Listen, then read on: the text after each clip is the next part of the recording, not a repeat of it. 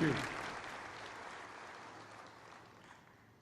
They lie here in glory and honor, in quiet rows in Arlington, in cemeteries in Europe that I've visited, many of you have, in graves across our country, in towns large and small, America's beloved daughters and sons who dared all, risked all, and gave all to preserve and defend an idea unlike any other in human history.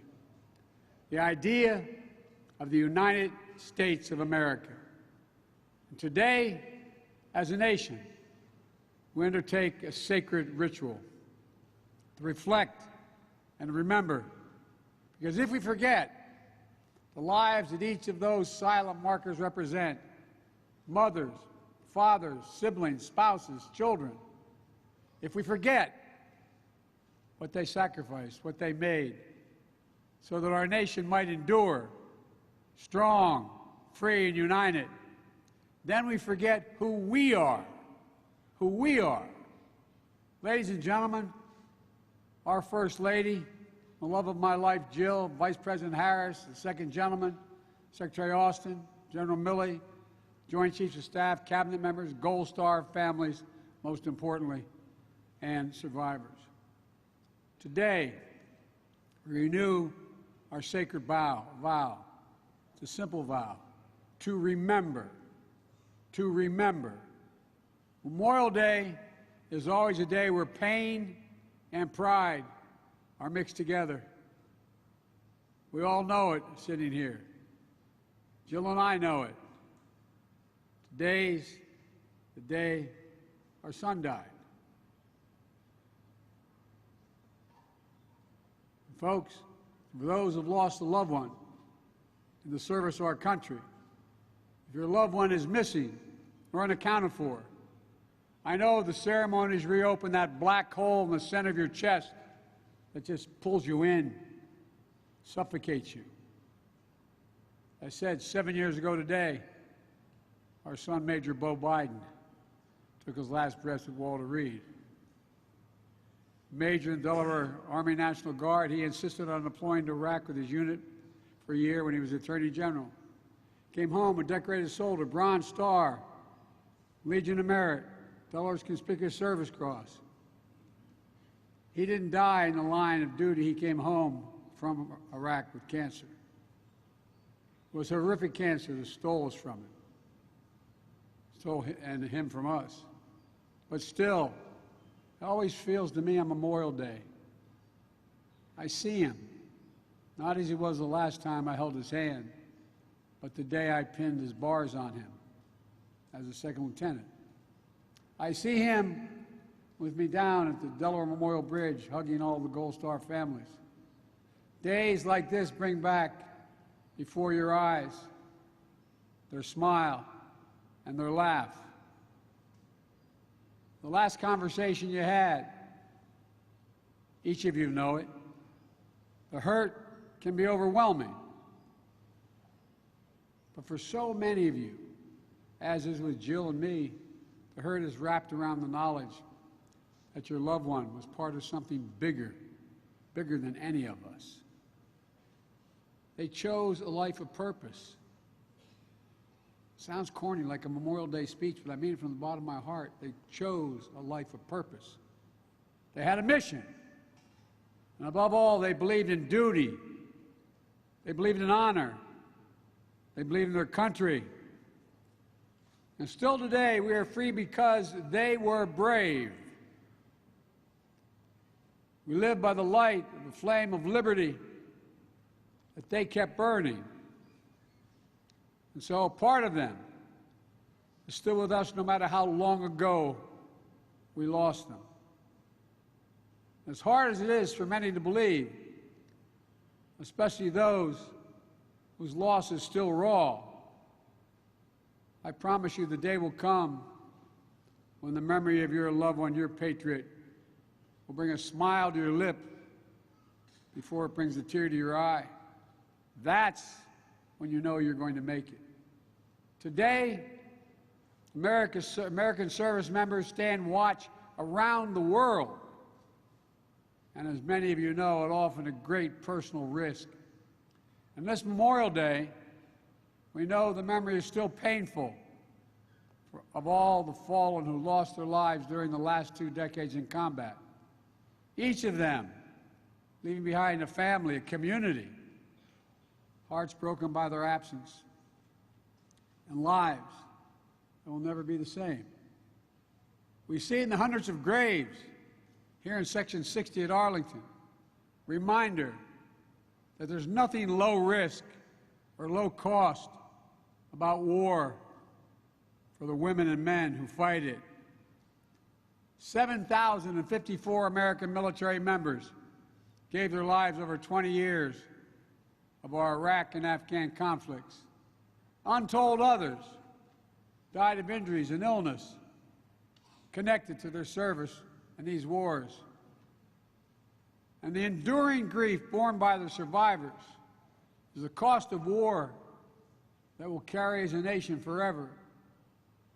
And so, to every Gold Star family, to every survivor and family member and caregiver, this grateful nation owes you as well as the mercy you lost. And we can never repay the sacrifice. But we will never stop trying. We'll never fail in our duty to remember. With their lives, they bought our freedom. And so with our lives, we must always live up to their example, putting service before self, caring for our neighbors as ourselves, working fervently to bring our union just that much closer to fulfilling the founding creed. As the Secretary said, that all women and men are created equal. I've often said that as a nation we have many obligations, but the only one that is truly sacred, the only truly sacred obligation we have, is to prepare and equip those women and men we send into harm's way and care for them and their families when they return home and when they don't. This is an obligation that unites Americans. It brings us together to make sure the women and men who are willing to lay down their lives for us get the very best from us in return. I want to acknowledge that we're making progress in key areas like comprehensive bipartisan legislation that is advancing in Congress that will deliver health care services and benefits to veterans and their survivors impacted by toxic exposures. We don't know how many Americans and service members may have died because of what they were exposed to on the battlefield. Toxic smoke from burn pits near where they were based. Burn pits that incinerated with the wastes of war, medical and hazardous material, jet fuel, and so much more. We have a duty to do right by them. And I'm determined to make sure that our brave service families and members that served alongside them do not wait decades for the care and benefits that they deserve. And that's why we're working so hard to find out what the facts are. Where we can still save lives, we have to act. All of us also have a duty to renew our commitment to the foundational values of our nation and their honor.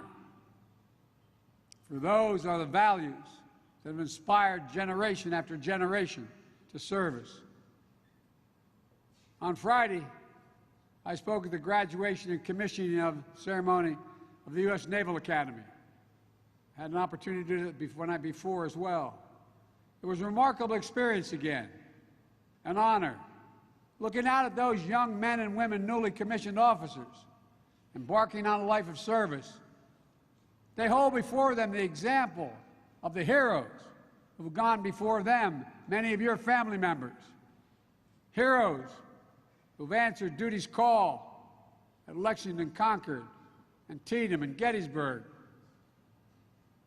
Belleau Woods, the Battle of the Bulge, the Korean and Vietnam and Afghanistan, Iraq, and so many other places around the world. So many of whom never returned home, including the legacy of all those held prisoners of war or who are still missing in action. To be here today, soon after that joyful celebration at the Academy, is a bracing reminder of all that we ask of our service members and their families. For it's on the strong shoulders and noble spirits of our service members that our freedom is built, our democracy is sustained. And in this moment, when a war of aggression is once more being waged by Russia to snuff out the freedom, the democracy, the very culture and identity of neighboring Ukraine, we see so clearly all that's at stake. Freedom has never been free. Democracy has always required champions. Today, in the perennial struggle for democracy and freedom, Ukraine and its people are on the front lines fighting to save their nation. But their fight is part of a larger fight that unites all people.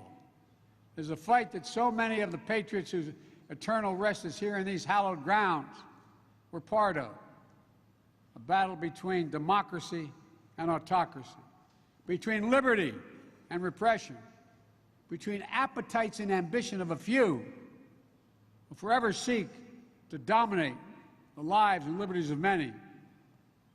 A battle for essential democratic principles, the rule of law, free and fair elections, freedom to speak and write and to assemble, freedom to worship as one chooses, freedom of the press, principles that are essential for a free society. We've heard this a lot. We've heard this a lot over the years, but we're now realizing how real it is around the world in so many countries as I speak. These are the foundations of our great experiment, but they are never guaranteed, even here in America. Every generation has to defeat democracy's mortal foes.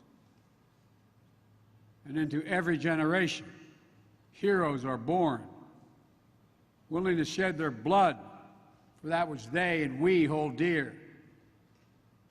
Ladies and gentlemen, today we remember and we reaffirm freedom is worth the sacrifice. Democracy is not perfect. It's never been good, perfect. But it's worth fighting for. If necessary, worth dying for. It's more than just our form of government. It is part of the very soul of America, the soul of America. Our democracy is our greatest gift as a nation, made holy by those we've lost along the way. Our democracy is how we undertake the constant work of perfecting the union. And we have not perfected it, but we've never stopped trying, of opening the doors wider of opportunity and prosperity and justice for people everywhere. Our democracy is how we endure through every challenge, overcome every obstacle we faced through the last 246 years of self-government, and how we've come back stronger than before. We must never walk away from that. We must never betray the lives laid down to make our nation a beacon to the world, a citadel of liberty and justice for everybody. This is the mission of our time. Our memorial to them must not be just a day when we pause and pray. It must be a daily commitment to act, to come together, to be worthy of the price that was paid.